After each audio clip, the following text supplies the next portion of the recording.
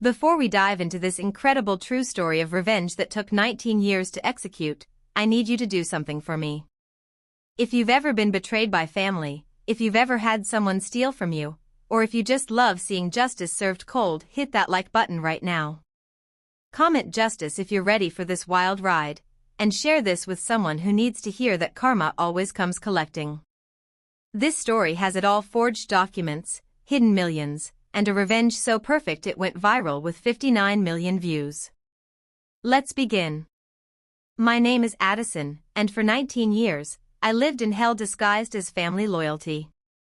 It started in 2006 in Stockton, California, a city known for its deep-water shipping channel and agricultural wealth, but also for its sharp geographic divisions between affluent and struggling neighborhoods. I was just 16 when my grandmother passed away, leaving behind an estate that would become the battleground for the most vicious family betrayal imaginable. My Aunt Patricia was everything you'd expect from a manipulative relative. Charming to outsiders, ruthless behind closed doors. She'd been my father's older sister, always the golden child who could do no wrong. When Grandma died, Patricia swooped in like a vulture, armed with documents that made her the executor of the estate. The will looked legitimate at first glance. Patricia had learned from cases like the one involving Rebecca's aunt and uncle in Cornwall, where a fake family friend forged signatures to steal £265,000. But Patricia was smarter. She didn't forge one will, she created a paper trail of documents spanning years, each one gradually shifting more assets to herself. I discovered the first forgery by accident. While helping clear out Grandma's house on Pershing Avenue, one of Stockton's older residential streets, I found a carbon copy of a will dated 3 months before Grandma's death. The signature was close, but not quite right. The M in Margaret had a distinctive loop that Grandma always made, but this one was too perfect, too practiced. That's when I became what forensic experts call a meticulous documenter. I started photographing everything, every document, every signature, every interaction with Patricia. I learned that proper documentation requires precise measurement language and exact locations rather than vague descriptions. So instead of noting found document in desk, I'd write discovered altered will in bottom drawer, southeast corner of oak desk, 7 inches from back panel. Patricia's scheme was brilliant in its complexity. Like the inheritance scammers that the FTC warns about, she created layers of deception. But unlike those Nigerian scammers who promise millions to strangers, Patricia was playing a longer game with her own family.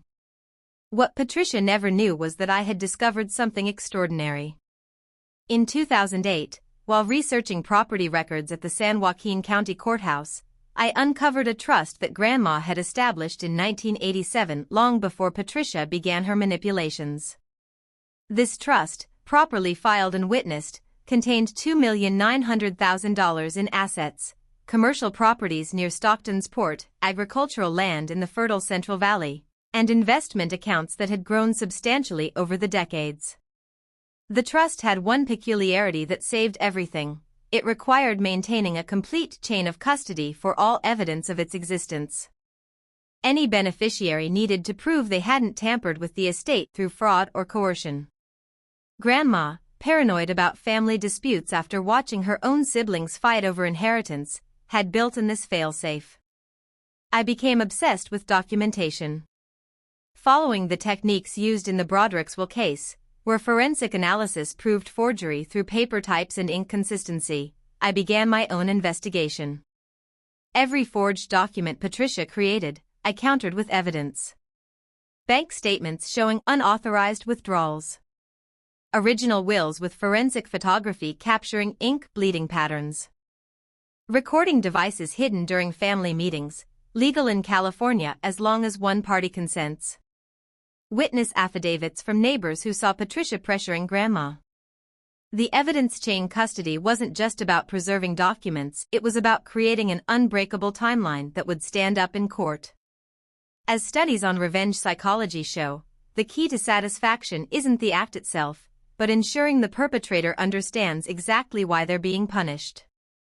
January 15, 2025. The day everything changed. Patricia had grown bolder over the years. She'd successfully diverted nearly $800,000 through various schemes, always careful to keep individual transactions under amounts that would trigger scrutiny. But greed makes people stupid. The final straw came at my father's funeral. Yes, Patricia had the audacity to forge documents while her own brother's body was still warm. As 87 witnesses gathered at the Stockton Memorial Chapel, Patricia presented a newly discovered will that left Dad's entire estate, including his share of Grandma's inheritance, to her.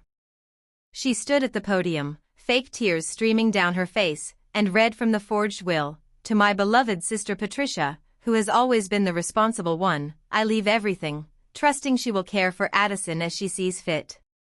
Care for me? I was 35 years old with a career as a forensic accountant. The insult burned, but the Reddit user LS who destroyed his Minecraft tormentor had taught me something valuable. Patience and complete information gathering lead to total victory. One mourner, my father's colleague James, approached me after. "That doesn't sound like your dad at all," he whispered. "He told me last month he was leaving everything to you." That's when I knew it was time. The next 3 months were the most intense of my life. Drawing inspiration from the methodical revenge stories on r/Pro Revenge, including one where someone spent 6 years gathering evidence before striking, I developed my strategy. The psychological study by Professor Karolina Didakazar revealed that revenge is most satisfying when the avenger demonstrates competence rather than just pleasure. I would be competent. I would be thorough. I would be devastating. My plan had 5 components. 1. Legal preparation. I hired the law firm of Brennan and Associates, specialists in inheritance fraud. We studied cases like Castor versus Pulaski, where fraudulent wills led to criminal charges. My lawyer, Jennifer Brennan, had successfully prosecuted 47 inheritance fraud cases. "Your documentation is the best I've ever seen," she told me. "This is textbook evidence chain custody." 2. Financial lockdown. Using my forensic accounting skills, I traced every dollar Patricia had stolen. The paper trail led through 14 different accounts, 3 shell companies, and even a Cayman Islands trust. Like the Brooklyn woman who scammed $300,000 from friends with fake inheritance documents, Patricia had created an elaborate web of financial deception. 3. Media strategy. I contacted Jordan Martinez, an investigative journalist who'd exposed similar frauds. His TikTok account at Thejans had featured family revenge stories, and he was hungry for a big scoop. We planned a coordinated exposure across multiple platforms. 4. Family alliance building. I reached out to every family member Patricia had wronged over the years. Cousin Michael, whose college fund she borrowed. Uncle Tony, whose business loan she'd sabotaged. Even Patricia's own daughter, Sarah, who'd watched her mother destroy relationships for money. 5. The trap.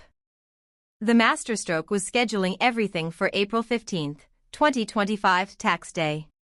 Patricia would be focused on her fraudulent filings, using the stolen money to maintain her lifestyle. She wouldn't see the coordinated strike coming. I spent weeks refining every detail. Court documents were filed under seal to prevent early warning. Media packages were prepared with embargoed release dates.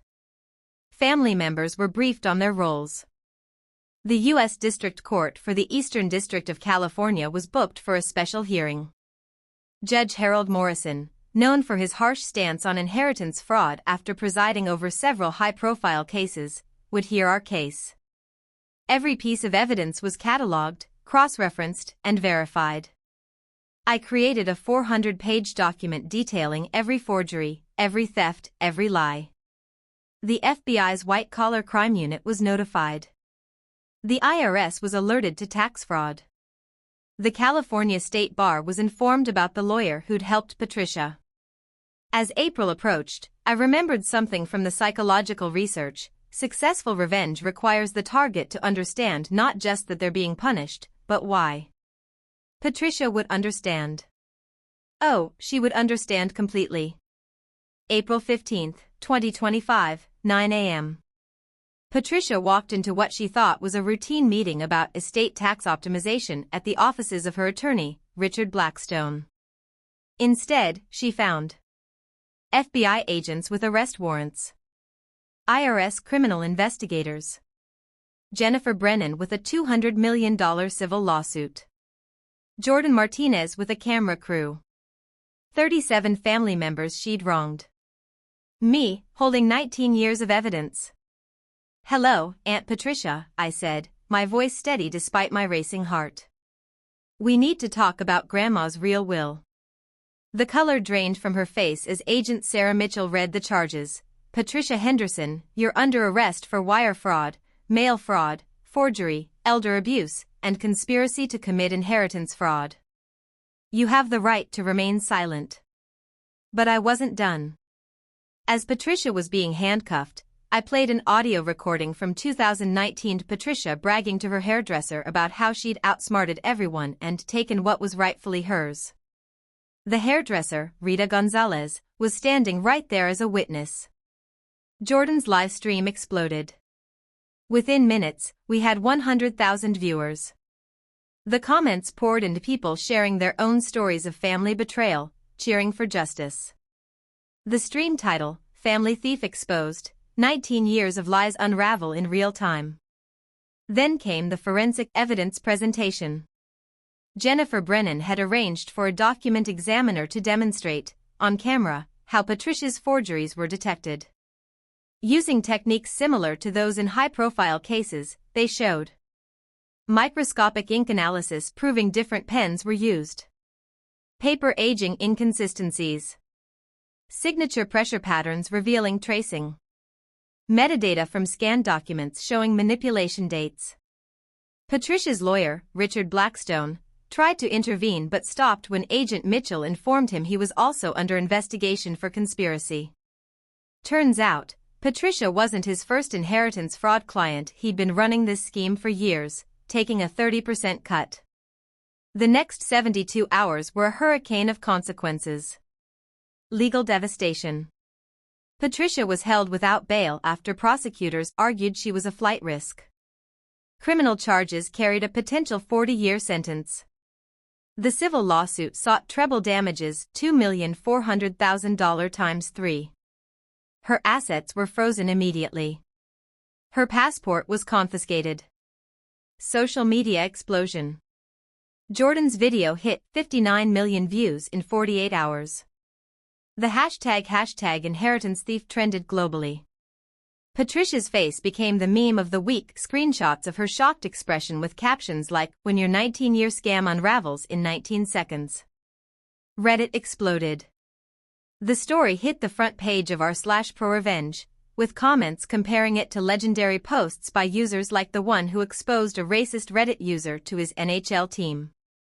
Someone even created r/Patricia Got Caught, which gained 50,000 members in a day. Family abandonment. Patricia's husband, Robert, filed for divorce within 24 hours, claiming he had no knowledge of her crimes. He didn't. Patricia had been forging his signature too. Her daughter Sarah published a devastating Facebook post, "My mother taught me that family comes first." Turns out she meant family money. Her country club membership was revoked. Her charity board positions were terminated. The local newspaper, the Stockton Record, ran a front-page story with the headline, "Local Socialite's 19-year fraud exposed by victims' meticulous records." Financial ruin. The IRS hit Patricia with $3.2 million in back taxes, penalties, and interest. Every asset she owned was either seized or liens were placed against it. Her Mercedes was repossessed on live stream when it was discovered she'd bought it with stolen funds. 6 months later, I stood in the same Stockton courthouse where I'd first discovered Grandma's real trust.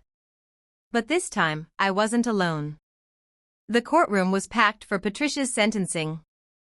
Judge Morrison, after reviewing all evidence, delivered his verdict. "This is one of the most egregious cases of family betrayal I've seen in 30 years on the bench." The defendant showed no remorse, only regret at being caught. Patricia got 25 years in federal prison, with no possibility of parole for 15 years. She was also ordered to pay full restitution, though everyone knew she'd never have the money. As she was led away, Patricia turned to me one last time. "You destroyed me," she hissed. "No," I replied, loud enough for everyone to hear. "You destroyed yourself. I just documented it." The aftermath brought unexpected blessings. The story inspired California legislators to strengthen inheritance fraud laws. I started a nonprofit called Document Everything that helps families protect themselves from similar schemes. We've already helped 400 families secure their inheritances properly. Sarah, Patricia's daughter, and I grew close. She'd been a victim too, manipulated and gaslit her entire life. Together, we're rebuilding the family Patricia tried to destroy. The $2,900,000 trust? It was restored to its rightful beneficiaries. But the real value wasn't the money, it was the truth. As the psychological research confirms, revenge isn't about causing pain, it's about restoring balance and ensuring the wrongdoer understands their actions have consequences. I think about Grandma often. She was paranoid about family disputes, and sadly, she was right to be. But she was also smart enough to build in protections. That chain of custody requirement? It saved everything. The final message. To anyone reading this who's dealing with family betrayal, document everything. Every text, every email, every conversation. Store copies in multiple locations. Tell trusted friends. Don't let shame keep you silent.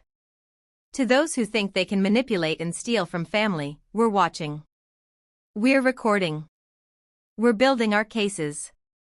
And when we strike, it will be with the full force of the law and the power of truth. Patricia's prison cell is in Central California Women's Facility, about 100 miles from Stockton. Every month, she can see the Central Valley she tried to steal stretching beyond the fence. Every month, she's reminded of what greed cost her.